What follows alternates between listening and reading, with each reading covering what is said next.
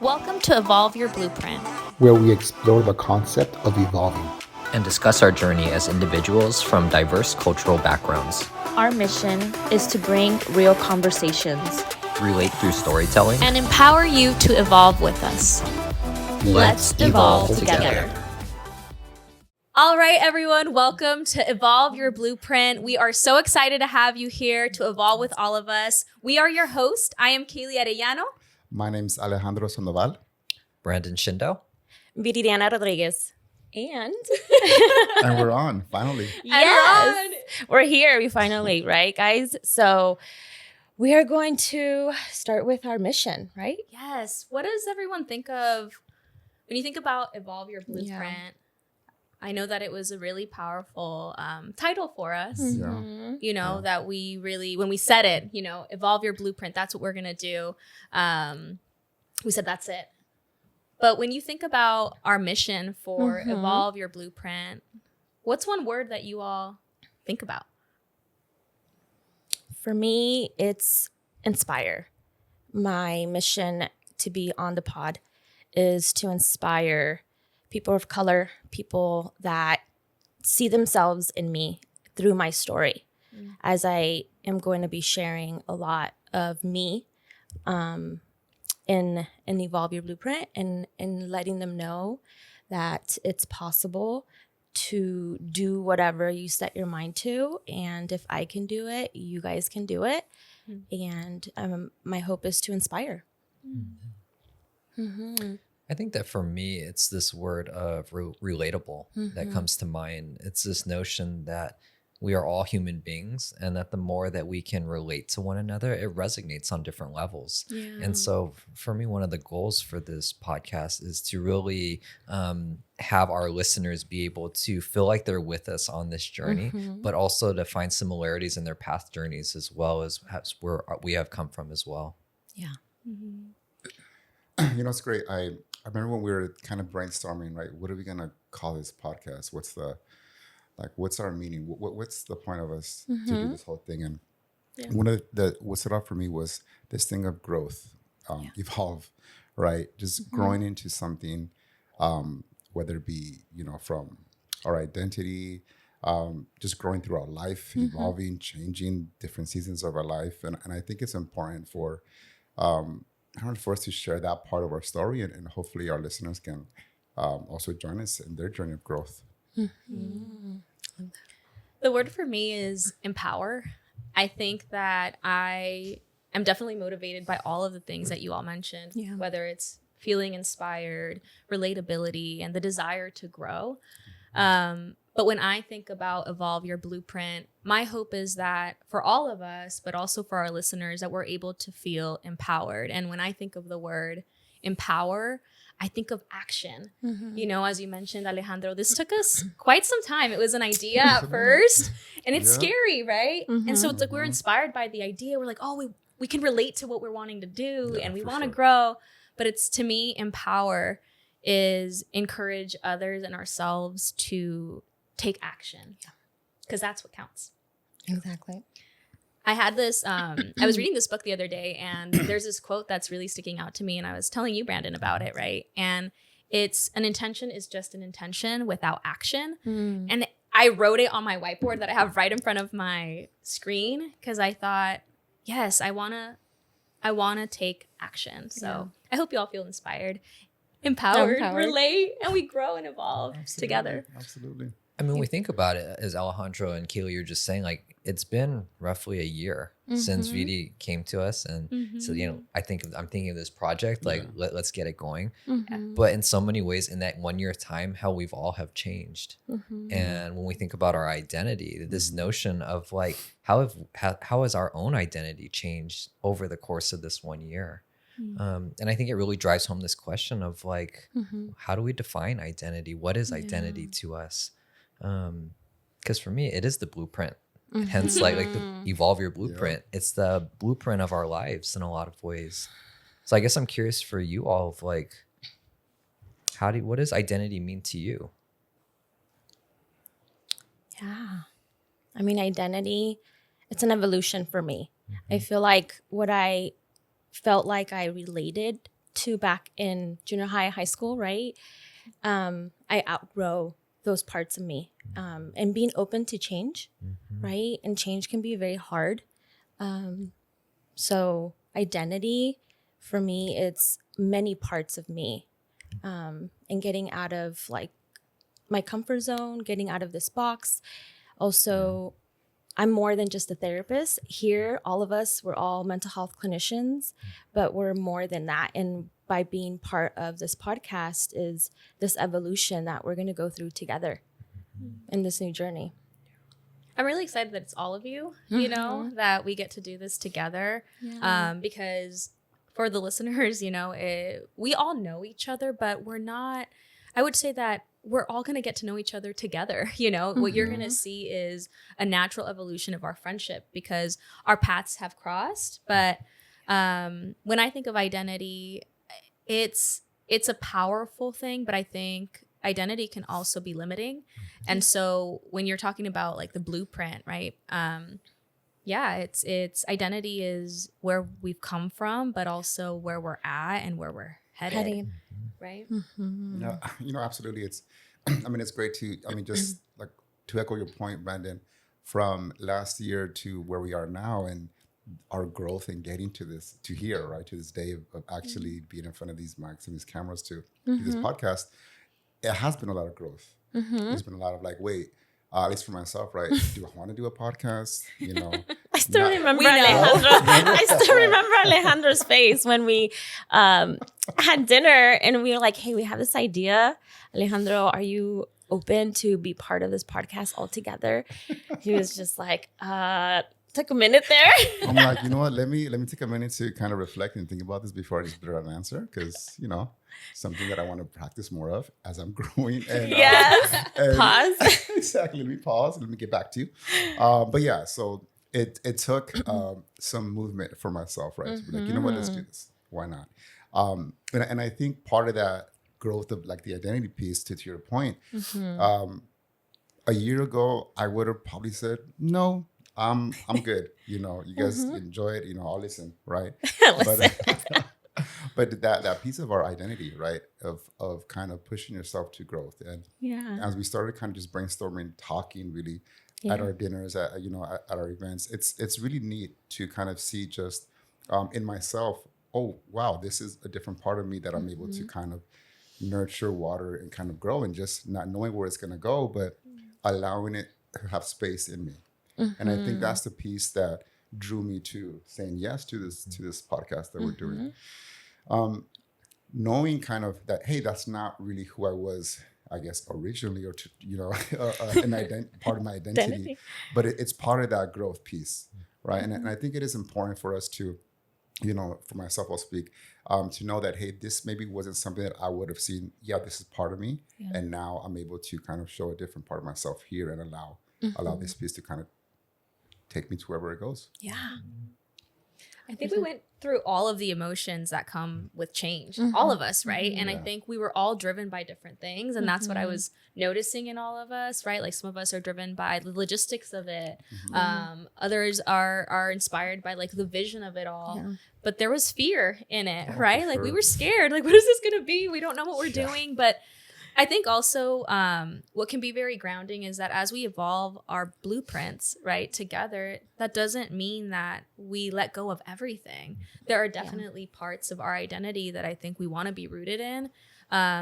Evolving, though, is sometimes scary, you know? And so I guess one of the thoughts that I'm thinking about is how would you all describe your relationship with evolving? When you think of the word evolve, what's your relationship with it?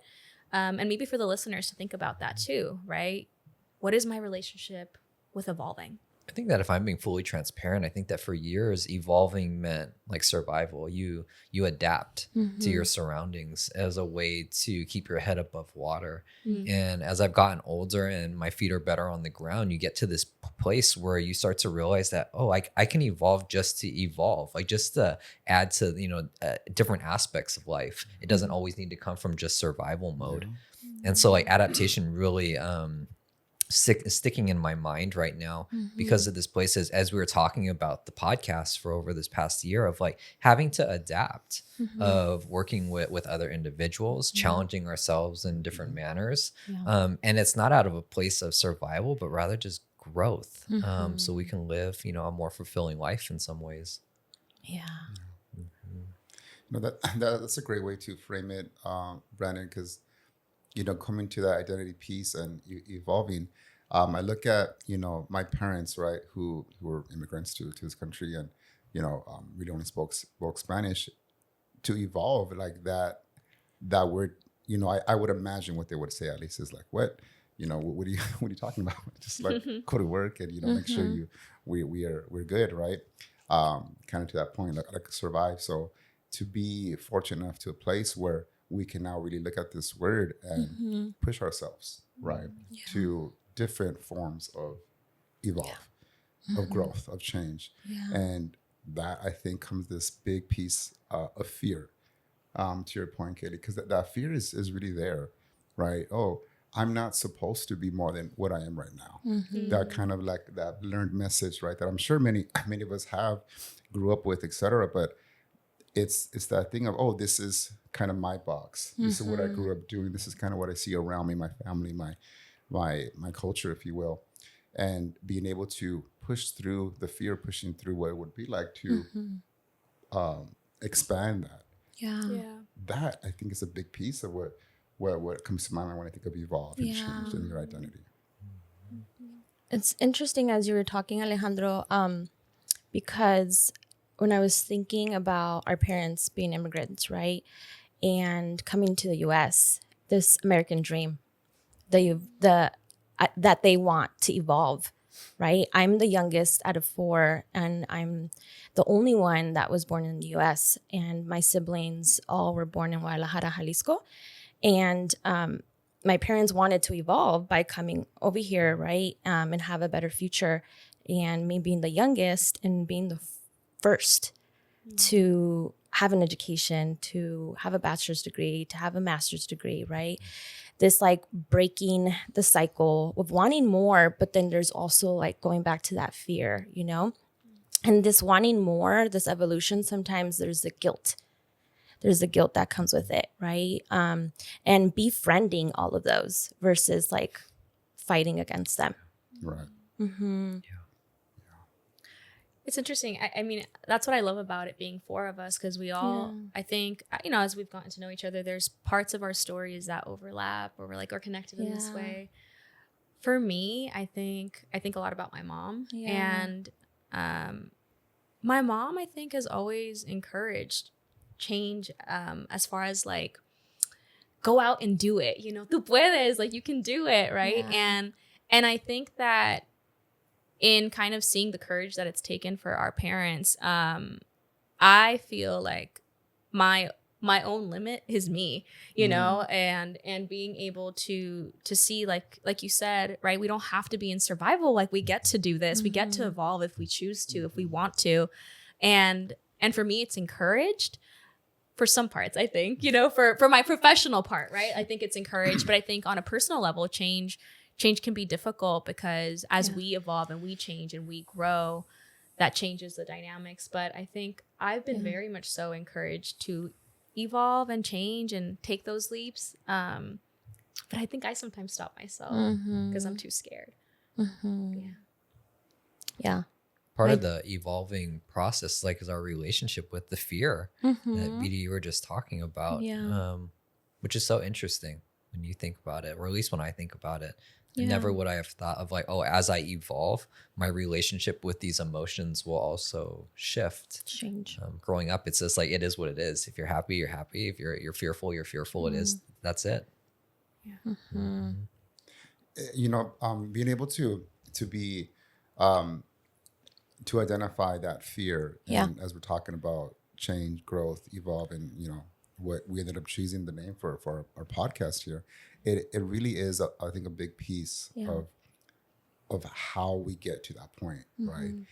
You know, because growing up, when at least for me, when I think about fear, right, fear came from different things, Mm-hmm. right? Maybe more like concrete, like actual physical fear, perhaps, or whatnot, right? But more of this internal fear to grow, right? To know, like, oh, I can actually go to college. I can actually move away from home as being an undergrad, which was unheard of in my family. Like, what? You're gonna leave your house to go to college? I'm like, yeah, I'm gonna go to San Diego. Bye. But Nice. yeah, like, and I was so excited and terribly scared at the same time, Right? To like, I'm gonna be dorming, which I was so excited about and terribly scared as well. Yeah, like, oh both. my gosh, this is what's happening. And I think the sentiment that I feel here in this podcast, terribly scared, but at the same time, oh, it's kind of cool. So yeah, And still here, right? it's still and here. still doing it. befriending that fear. Yeah. One of the things that obviously you had mentioned earlier that stood out to me too, the motion of things, right? And everything is energy. Everything is an emotion, right? And our emotions need motion.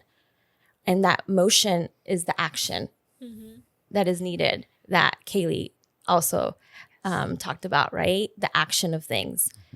There's an intention without the intention is just an intention. It's not an action, right? Is that what you said? And I know Alejandro said the motion, right? The emotion of things. So I hope that even throughout the episodes, you guys get inspired to take action on your dreams, right? To go within these emotions, but they need motion, whatever that looks like for you guys. And it's important to befriend them, like I said, and get curious and have fun. Get Yes. curious. Yeah, I like get curious with yourself, right? Get curious Yes. with yourself, and I think that's the piece there. Our identity, right? How do you know who you are, right? How do you know? How do you know who you are? Who right? am I? Who am I? I asked that question. Yeah. So it's such a simple question, It's such a right? But at the simple same question. time, it's like, yeah, who am I? I mean, it can bring up so many different layers Yeah. and so many different parts of ourselves, right? Like we're talking about this as we're brainstorming. It's like, all right, we are all therapists. We all have our practices. We, we're all BIPOC. Yeah. We're all children of immigrants. So these are different parts of like who we are as Mm-hmm. our identity, right? Yeah. And hopefully this podcast we can show that we're so much there's so much more of that. So much more. We're entrepreneurs. We take risks where maybe we're not necessarily shown that way Yeah. or taught that we could. Mm-hmm. See. But that word of identity, I think, is a big one because it's if I don't know, at least for me, being able to reflect on who maybe I thought I was going up through high school and college Yeah. to now where I am now. I mean, it's so different. Right? I'm sure our viewers can relate to some of that Same. as well, right? But I think there is some value in just reflecting on how do you view yourself in your identity, and does that view limit to what you think you can achieve, or does that view really encourage, inspire yourself to achieve, right? How do we view ourselves, and how does that impact how much we can dream, how much we can inspire? What do y'all think? There's this quote that I often recite to clients, but also to loved ones, and it's "I think, therefore I am," and it's so much revolving around mindset and how when we're in certain mindsets, like things around us, whether we manifest it or things just happen, but our identity is so much mindset in so many ways that we have so many different identities and our stories, how they're so different. But as I think about this podcast today, like it didn't start with just our conversation at dinner that day. The podcast started years ago. And Kaylee and I had conversation before about this, even with our own practice, that like our practice in this podcast started with our parents, our grandparents, like our ancestors. And that's what has led us up to where we are today. And how many different identities have been intertwined and crisscrossed in this process. Blueprints. Yeah, How How many exactly. blueprints have been intertwined, right? Yeah. Like, Absolutely. Yes. So many. All of us were led here. Mm-hmm. And even like Blue, right? And I'll always bring in some energy work I love it. to the pod. So we think about even Blue, that is our throat chakra. And this is giving us a voice, right? This mic Yeah. is giving us an opportunity to continue to evolve our own blueprint in so many different levels, within ourselves, within our family, within our lineage, within our practices, within society, and even future, right? There's just so many levels. Yeah. It's interesting. I love doing stuff like this. I love chatting with people. I love connecting through story. I think that's everything, you know. But I think when I think about identity, to your question of, you know, how do we know what our identity is, like, I think sometimes, I don't know how to explain it. I feel like it's this inner knowing, and then there's this knowing, for me at least, where of like, oh, I think I can do these things, but then I also get stuck. And to your point of like energy, right? Feeling so stuck. For me, it's when we begin to use our voices, when we begin to share or talk, whether it's like, you know, even in life, right? Whenever we feel stuck with things in life, you know, the value that it could be, whether it's you reflecting with yourself or you talking to a loved one or a friend of, hey, I'm going through this, or hey, I'm trying to change in this way and I'm feeling stuck. It's through voice that we connect and shift or get rooted in the identity that either we forgot we had or the identity that we're headed towards. You remember who you are. Así es. That's right. Yeah. Right. Remember who you are. Yeah. I mean, we're constantly being fed all these different messages, right? And there's an unlearning process that has to happen too. There's an unlearning of who we thought we were to really become of who we want to be. And then once we become who we thought we wanted to be, then there's a new like there's a new level that comes with that too. Because I feel like I've done that. I mean, I've gone through it. And when you realize like, oh, I felt like I thought I wanted this, but then once you have it, it's like it's the exterior, right? Yes. So it's all within. You got to work on the within, right? Because that cannot be taken away. I like that point you make, Vidi, about unlearning. Unlearning, right? yeah. Unlearning your identity. Whoa, that sounds crazy. No, I don't want to under my I thought identity. I was this, but I'm not. So stop thinking that. Like, no, I am this. This is what I know. And it's a trip because sometimes our identity can be very anchoring, right? It can be very grounding for us. Like, oh, I know I'm this way. I know I don't like this food. I know I like this music. I know I like this, etc. Right? We get into this piece, and then sometimes those preferences turn into parts of our identity. Exactly. It's not necessarily a bad thing. It's not, you know. But at the same time, it's being aware of those parts of ourselves that form our identity, so that then give us some space, some wiggle room to gently challenge that. And challenge may be kind of a strong word there, but to reflect on it, if you will. Yeah. Right. Don't attach to it. Yeah. It's the attachment, right? Yeah. So yeah, definitely. There's so much unlearning actually that I've been doing as well. And sometimes when you think you were like a certain way, right? It's also getting curious of like, who told you were that way, right? Whose narrative or whose voice is that? Because it can go back to childhood, right? So, there's a lot of unlearning to do with that too. And the other part of it is who we surround ourselves with, our environments, right? There's this like saying in Spanish of, dime con quien te juntas y te diré quién eres, which really translates to tell me who you hang out with and I'll tell you who you are. Yeah. Right?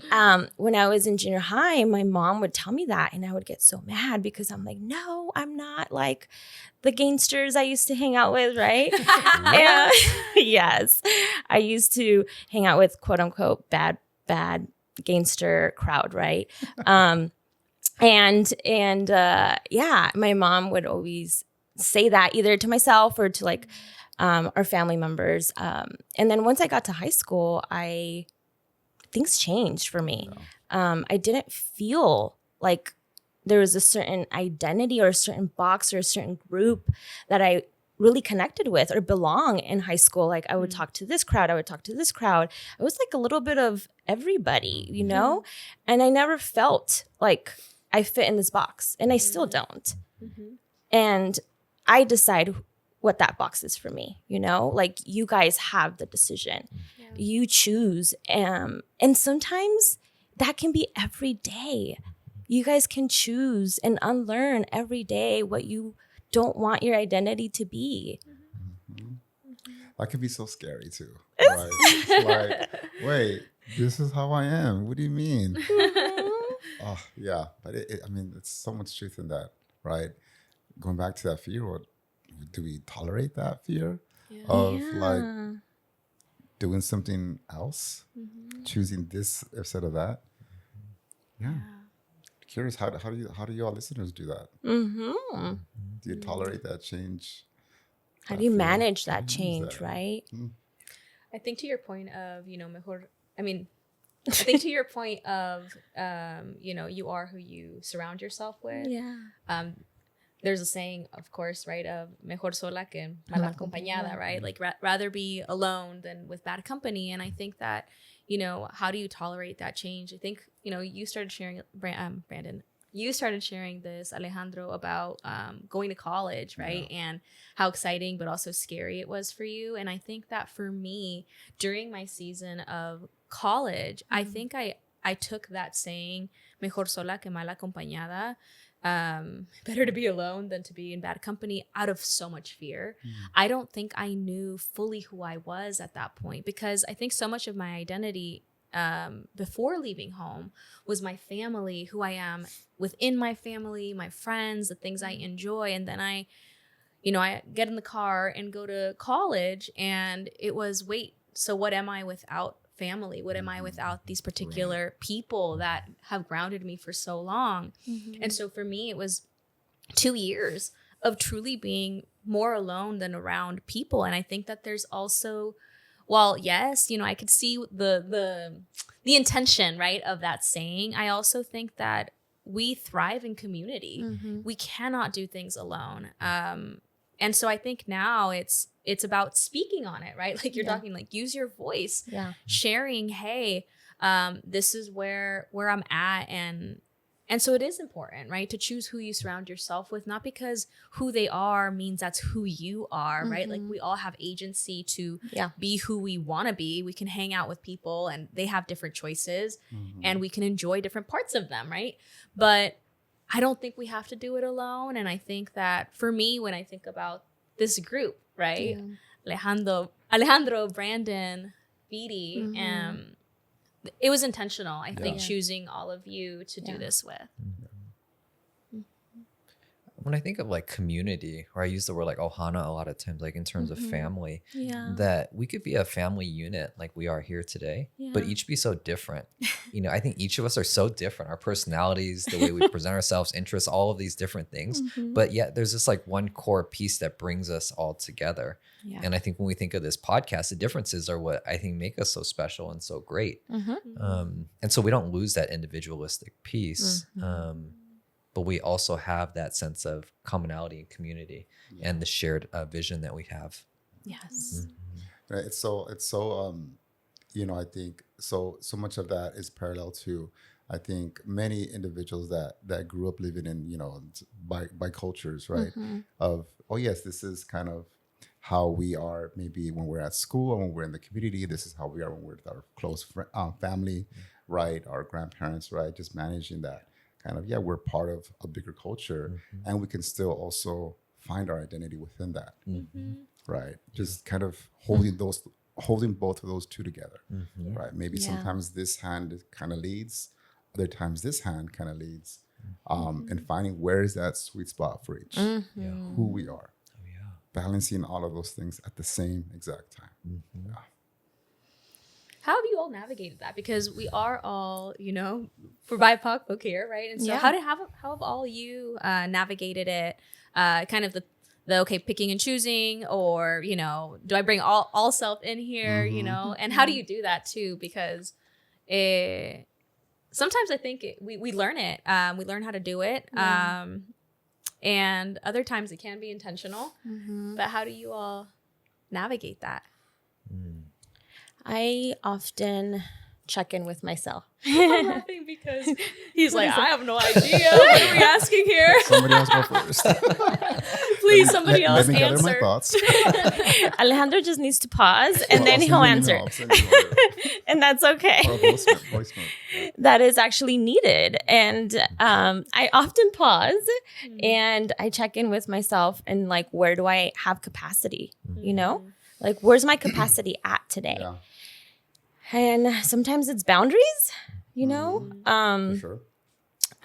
It's very important to have healthy boundaries. And what does that look like? And what's my capacity every day? And honestly, there's so much going within that you have to do to check in with yourself and give yourself some time to love yourself.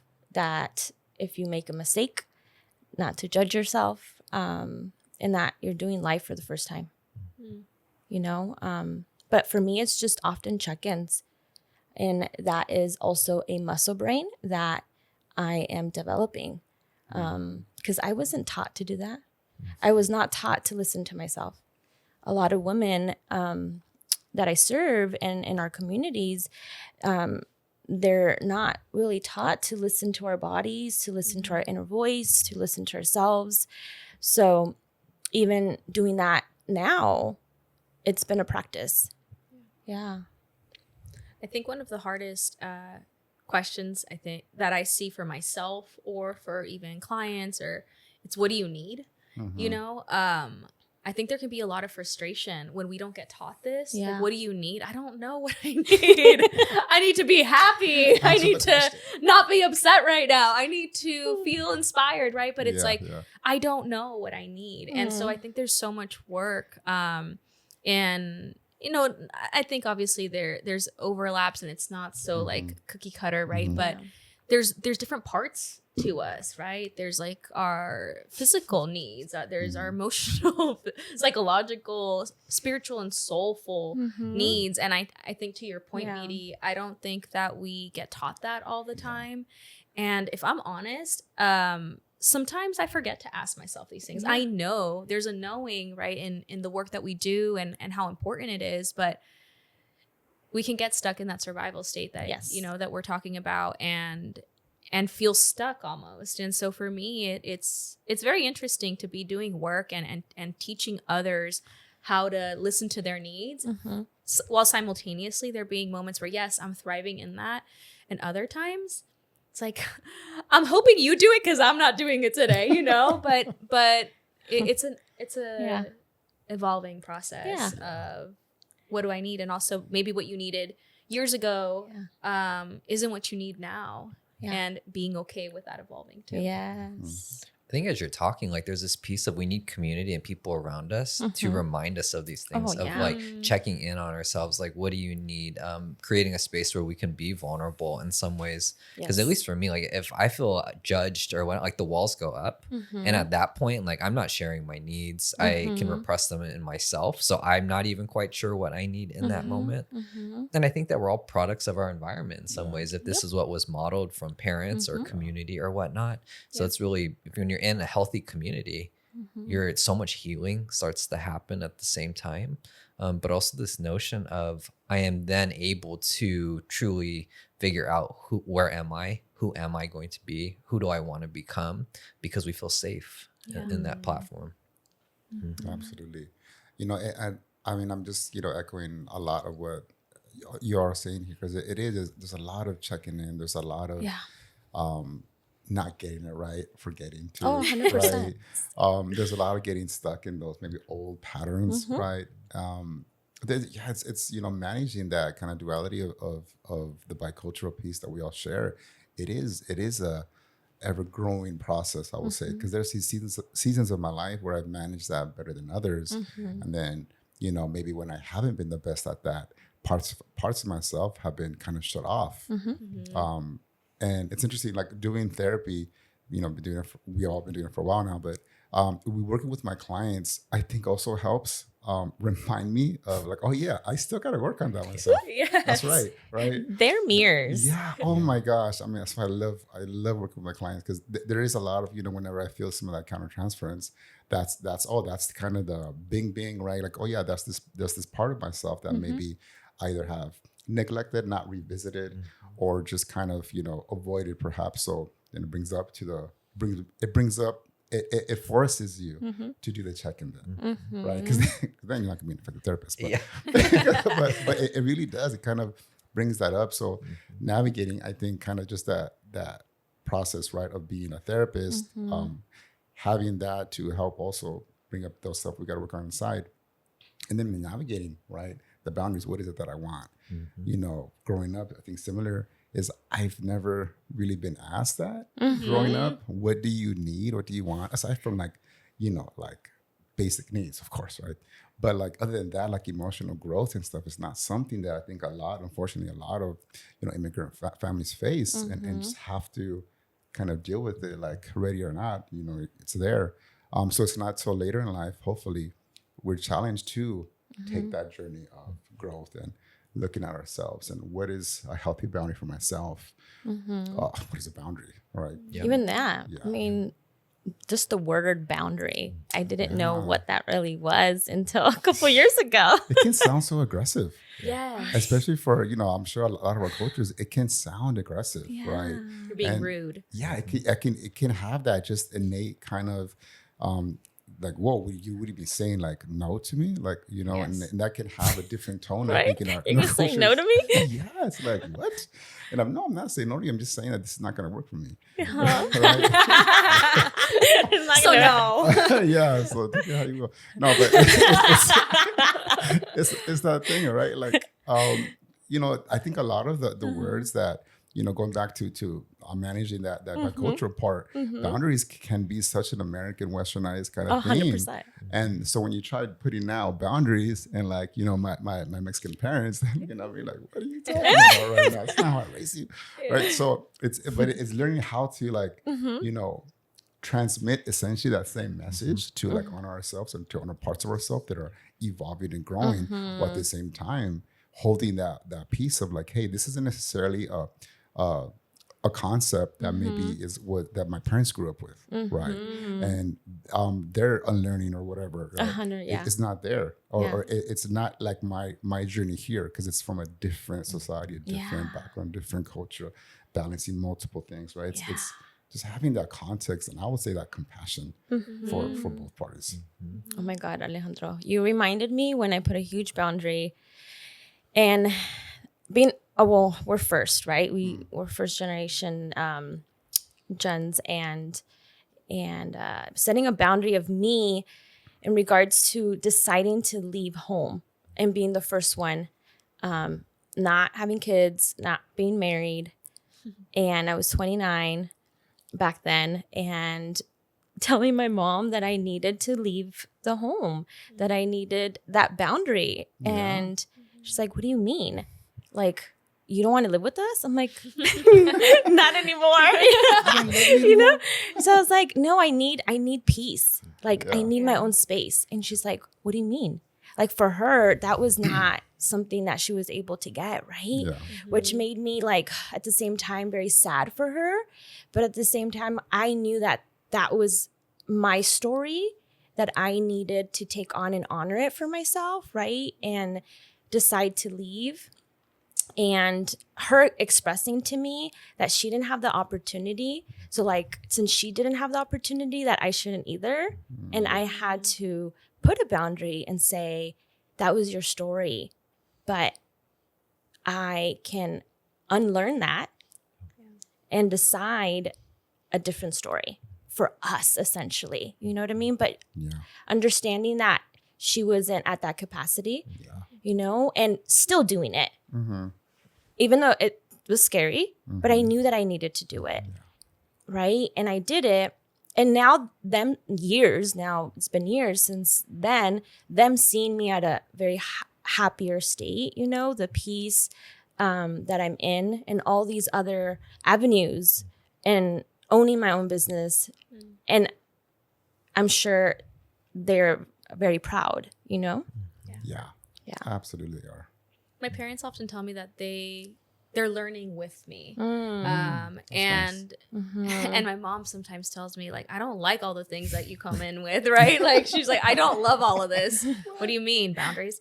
You know, but like you said, I think change and evolving, it takes time for us and for those who we are evolving or choosing to bring in our evolving season with, right? So it's like, as an example, family, like certain family members that you're bringing in as you're evolving, they're watching you evolve, but it can be hard. It can be hard for them. Or I often think about, and I really empathize with the concept of, like, for parents, right? I don't know. I think, like, what their identities were for so long. And then I think as we evolve and become our own people and maybe make decisions different from their own, there's a grieving season for them of like, well, what's my identity now? You know, and I see that with my parents of like, ahora qué? Now what? Right? Like, what do we do? What is our focus? But I think as we make different decisions, they get to grow with us too.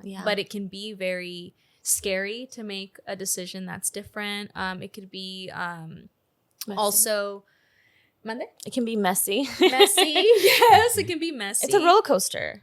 Yeah. It definitely can be, right? But it's trusting the process. It's trusting the process, and sometimes the process just has a lot of different emotions and thoughts, right? And just reminding ourselves of why we're doing it, right? Yeah. I often think about how when we think about the word evolve, it's not the same across the board. Like, so we evolve at work, we evolve in our relationships, we evolve in daily life, all the same. We're at different phases in each one. And I often will say that, like, code switching doesn't need to be a bad thing. That we all code switch different degrees depending where we're at. For sure. For myself, though, where I'm at now in life, it's realizing, I can code switch whether I'm in my professional capacity, I'm hanging out with friends like I am here, or, you know, wherever I am, but my values aren't changing. You know, the importance of family, the importance of integrity, like those are staying the same, even though the way maybe I'm delivering a boundary with mom and dad are very different than a boundary that I would implement with you know, a superior, a boss, or whatever it should be. But across the board, integrity is still there. It's just the delivery of it shifts a little bit. That's such a good point, Brandon, on the piece of it being okay to code switch, right? Of almost like the way I view it in my head, it's like, it's more of allowing different parts of myself to be visible. Right. And maybe parts in different seasons of my life, I wasn't comfortable with that piece. That did not feel safe for me. And that piece of, with the identity piece, like, what do you find valuable in your life? What do you feel is important to you? What are those, like, core pillars in your life that you believe in, that maybe parts of your history, parts of your childhood, or things that you want to be, strive to be, those central kind of like cylinder blocks inside us, that's, I think, a big component of our identity. And as long as we are able to keep that integrity there without compromising, the different parts of us will evolve. Yes. Right. We will be able to find and grow and change our identity while maintaining those kind of core principles. So, I mean, that's, I think, a big piece of identity, right? As I'm hearing you share this, it's like this piece of, well, I value this, I value that, and no matter where I am, what parts of me, what code switching I do, etc. If I can honor this inside myself, I'm always going to feel safe inside. Going to feel like I'm holding that integrity. And then it's easier to hold boundaries. And it's easier to advocate for yourself. And it's easier to say no when, you know, you don't want to do things, or to ask for things that you do need. Right? Everything just kind of flows there. But it's learning, right? What are those values for me? And that's not no easy feat. Don't get me wrong. Right? We're talking like it's, just kind of like write them down, right? No, I'm write them down, yes. But it's a journey to figure that out. It's a journey to figure that out. I always say that our values are our compass, and a compass in some sense, it's, it's not like a normal compass. And I always joke when I bring this example because I'm like, who walks around with a compass?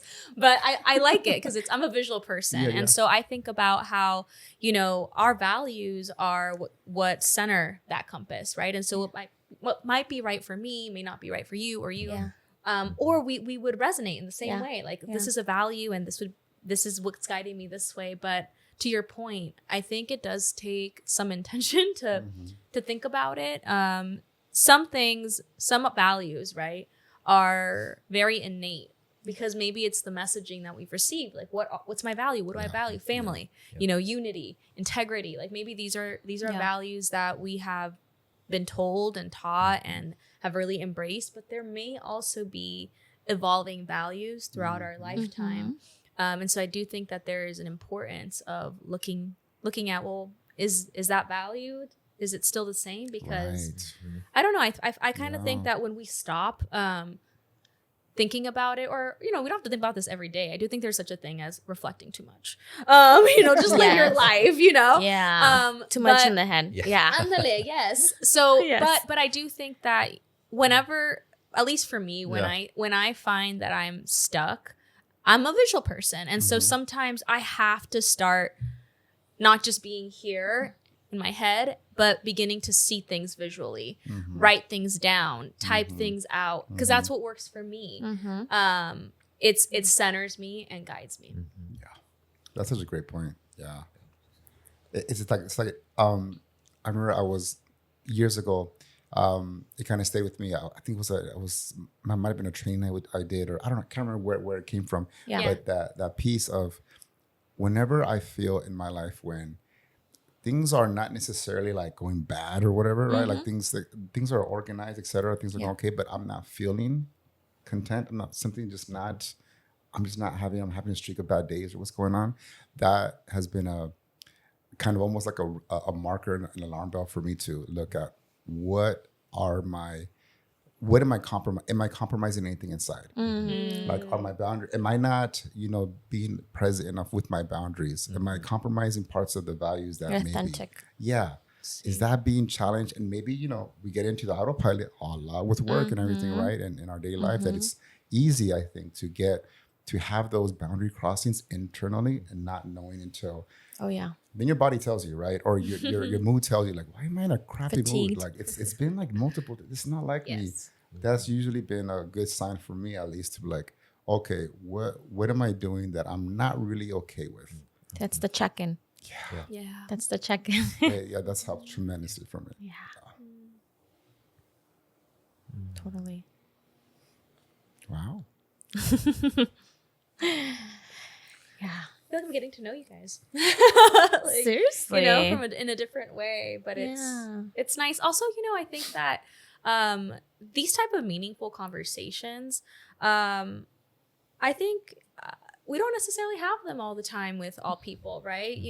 Obviously, like I said, I think there is a world where we reflect too much, but I also think there's value in, again, surrounding yourself with people who can go there. Yes, you can go have fun with, like we will after this, we'll go enjoy ourselves, but that we can have these conversations, because I think where I get inspired, to your word, Vidi, is through hearing all of you, right? As I'm hearing you, I'm like, okay, I hadn't thought about it that way, but yes, that is what happens to me, when it's a streak of days and when I'm like, what's up?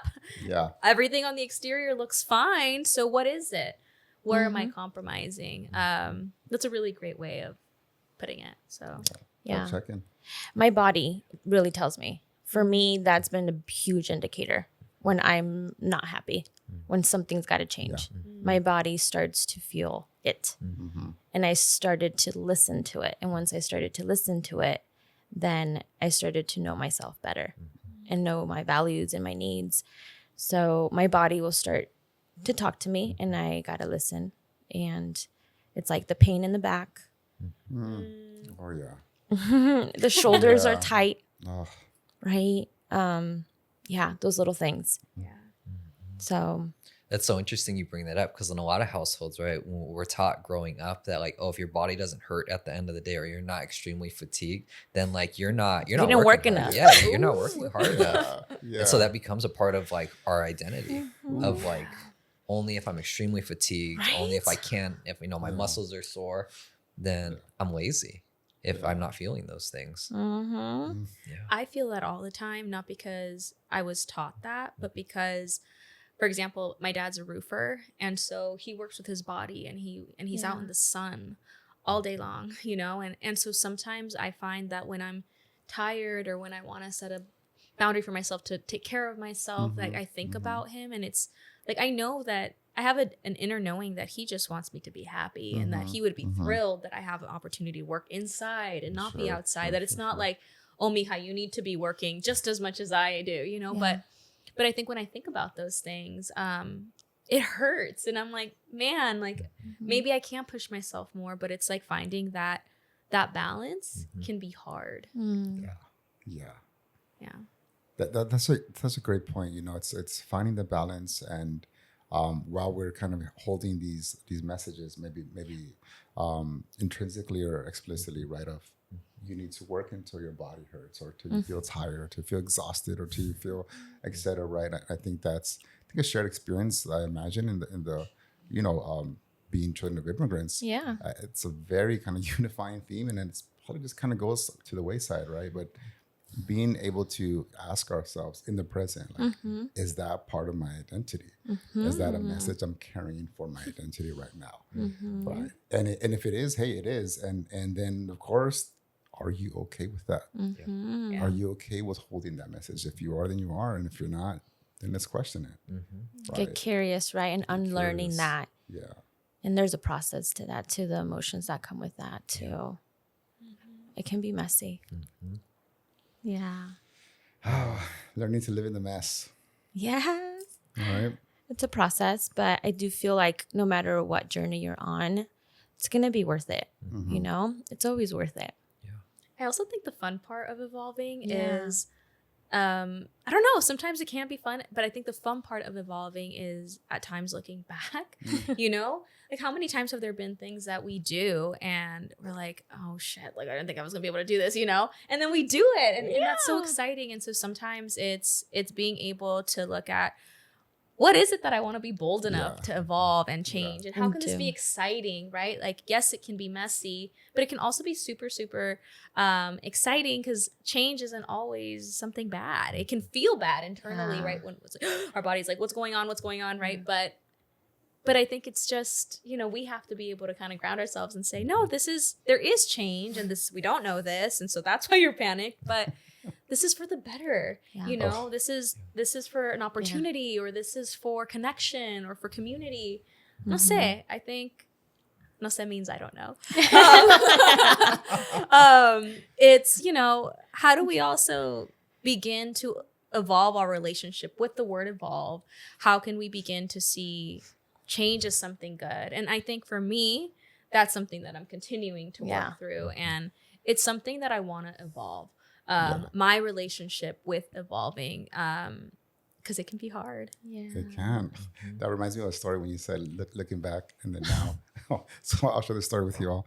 So growing up, I would pride myself. This is obviously younger version of Alejandro, right? I would pride myself on having facial hair, because I had facial hair at a very young age, right? I was like in 7th grade, 8th grade, like with a straight up mustache, right? And he's then, grown. And then, I'll get to that point right now. So 9th grade, I had like pretty much a full goatee at 9th grade. So I was like, being like a Mexican, a dude, right? Like, heck yeah, right? This is like, I'm a man, right? Part of the identity piece, and so it's so interesting, because I remember taking pride in never shaving it. It was like, no, this is, I would always tell people, oh, it's my baby hair, right? That was my line. Anyway, so, but the point is, like, I grew so much that became part of my identity through high school. I had it in college, and by that time it was thick. I'm talking like Emiliano Zapata status, right? Like super, like, if you all know, look him up, Revolutionary from Mexico. but he's known for having a very thick mustache. So that was always like kind of part of my identity. And like, yeah, this is me. I'm brown and proud, like all this, right? Super like this. And then, so all through undergrad, it was like this. In grad school, I remember we were going to go out.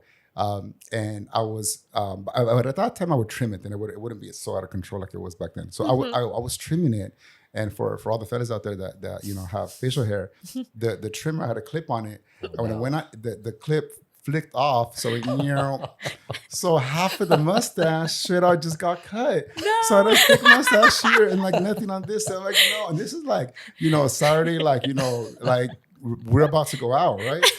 And I'm like, what the F, So I had no choice. I had to match it, right? So I cut the other side. To kind of even it out a little. And, it looked fine, right? I mean, in my head, I'm like, oh my gosh, like it caused so much distress for me inside, right? Yeah. And everyone around me was like, oh, it looks so great. Whoa. Like I got so many good feedback, but inside, because I think I had attached so much of it to me. I'm like, no, you don't understand. Like, you don't get it. And I was like, should I even go out? Of course, but my friends talk some sense to me. Like, what are you doing? Just come out. So I went out and then like, it was kind of a funky. So then I'm like, what if I just keep it like without? So then I went even further down because it was still there, but it was just, much thinner. Yeah. So then I started kind of playing with this idea. Then I started shaving and it was like a different type of look. And I kind of started to grow. It just started to grow into that part of my identity now. And now I feel like it's much more flexibility with it now. Because now sometimes I have it, sometimes I don't, whatever. It's much more fluid with it. And that comes with age too, I guess. But at that time in my life, I was so hooked into that mustache being part of my identity. Yeah. And I think that just goes to show, like it or not, sometimes, if I was open, because I was open to it, I think I was able, or I didn't know I was open to it then, but because I was forced to be open to it, I had enough space to grow into that. And I think it's a very concrete way to look at how we view identity and how we can also grow with it. Yes. If we are able to look at ourselves. Yeah. Yes. There was a version of you that could have never imagined, one, not having this. Ever. Let alone talking about this, publicizing this story, right? Like, you're like, no, this is the worst day of my life. And now it's like, no, it's a story that truly represented evolving, but in some ways beginning to see, like, yes, from the outside, I look a little different, but I'm the same. I'm the same, dude. And I was like, oh. Still grown, just not the beard. Like, I can still hold the same integrity, the same things that I care about, the same things that I love, the same things that I find important, the same things that make me who I am and that I value. Yeah. Even if part of what I thought my identity was now kind of. So I think that it just fits so well, I think, for this, for today's topic. I mean, the flexibility part, though, too. I think it's very essential, and not attaching to a part of us always. Yeah, And I mean, at that point, I literally thought, like, no, this is real me. Like, this is real me, right? Until that happened, I'm like, I guess it wasn't. Yeah. Or I guess it was for a time. Right. For a season. I don't know. So then, I don't know what else is. Yeah. What else do I think is firmly attached that maybe isn't? Yeah. What else are the other things that maybe have formed my identity growing up? Where now as I'm older, I can look at it and maybe kind of gently, compassionately challenge. Yeah. And learn. That reminds me of like when I don't know for men, but like a lot of times I see, women who, when they go through a rough season, they're like, I got to cut my hair. I got to change my hair up. Like, it's like from the exterior, we want to change something. Right. And that's kind of what you're describing with your facial hair. I think so. Yeah. You didn't ask for it, but it happened. Yeah. When the clip pops off, it's never a good sign. Right? Yeah. Oh man. Scary stuff. It is. And you hear it. Yeah. How old were you when that happened? That was in grad school. So. I mean, with that being said, I think being able to evolve with us. This is a journey that we're starting all together today. And I want to invite our listeners and our followers to tune into us, tune into our journey, tune into our podcasts, Evolve Your Blueprint, and all the platforms, social medias, and we're on Instagram, Evolve Your Blueprint. And I can't wait for you guys to just be part of our journeys in this pod together every episode. So can't wait to see you at the next episode.